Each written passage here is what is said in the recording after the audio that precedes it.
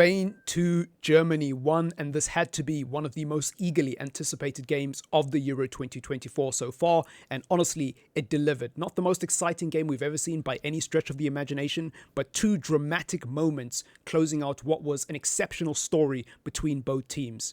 First in regulation time with the Wirtz equalizer, and then in extra time with the heartbreaker from, I believe it was Marina, off the bench. Wow, just wow. Before we talk about Spain, we've got to talk about Germany. First and foremost, we've got to talk about Toni Kroos.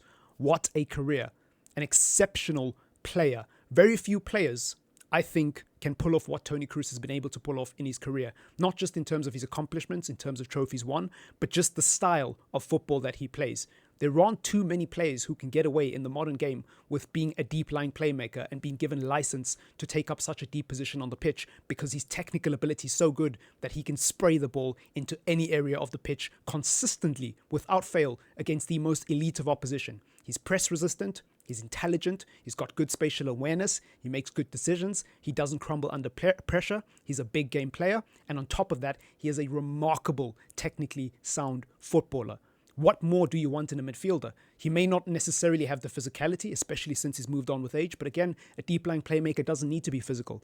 Toni Kroos is the definition of a mercurial footballer, and he will be missed. So shout out to him. Big moment, and obviously he would have wanted to go on and win the Euros with his host nation, but that's not going to happen. I think a quarterfinal exit is not the worst way to end your career. Shout out to Wirtz, obviously, scoring the goal. He did what he could. Despite not starting the game, I thought he was very impactful, and I thought he was one of the difference makers for Germany. And it's a bit of a head scratcher from Julian Nagelsmann as to why Wirtz didn't start. A lot of people also questioning why didn't Füllkrug start, because he seems to be a better number 9 off the bench for Germany. And people are saying, why didn't he start? You know, he should have started ahead of Havertz, especially today. Havertz had a lot of opportunities and he just didn't convert. There was a number of chances Havertz had to impact the game where you felt if Füllkrug was in those situations, perhaps the end result could have been different. I mean, he hit the post with his first opportunity and he was off balance. So just imagine if he had the chances that Havertz had. And it's a good question. These are questions that Julian Nagelsmann is going to have to answer. Despite being a remarkable young and up-and-coming coach, he's made a massive blunder, I think, in a very big game for Germany. And I'm by no means saying that Nagelsmann's job should be in danger or anything like that. Obviously, he is a very bright manager for Germany and he's done a good job despite going out tonight. But questions have to be asked because Kai Havertz has not delivered the goods. He's an enigma of a footballer because the only thing I can think of that Kai Havertz really is good at is movement. He gets himself into good positions consistently, but I question his ability to make good decisions. I question, especially under pressure. I also question his ability to consistently score goals to warrant him starting up front as a number 9, because I don't think he's a number 9.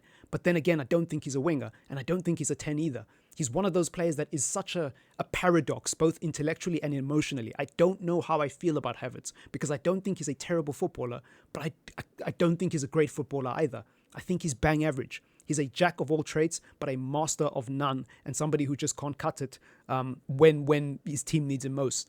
That's my honest feeling about Kai Havertz, both for Arsenal and for country, to be honest. Anyways, let's talk about Spain, because there is a lot to break down here.